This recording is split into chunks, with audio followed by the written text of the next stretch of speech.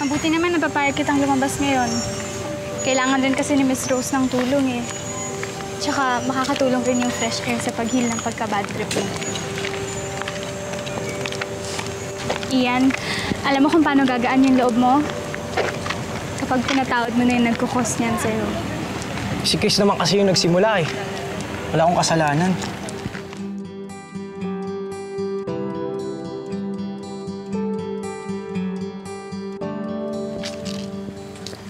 Oh, Chris! Eunice!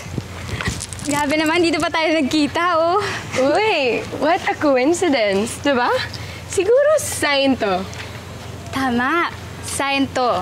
Sign na magkabati na kayong dalawa.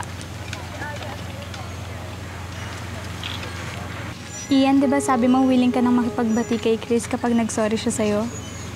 Ikaw din, Chris, diba? Sabi mo na willing ka na rin kalimutan yung lahat ng nangyari sa inyo? O ano, pare? Ano sa akin, wala na yun. Basta mag-sorry ka lang. Ano? Bakit ako magsusorry?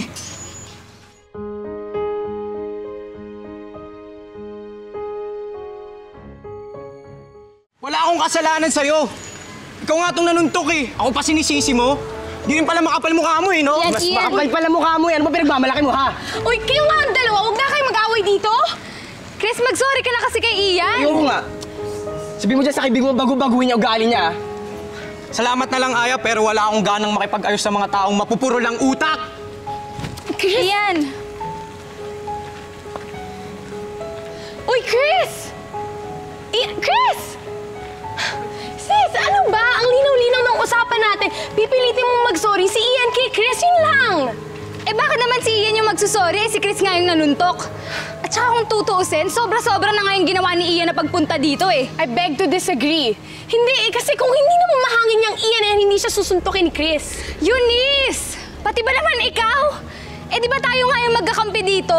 Kapag nag-away tayo, paano pa yung mga boys? Wait lang. Sis, I just wanna say you're the best. Bakit? Nakaisip na ako ng paraan kung paano magbabati yung dalawa.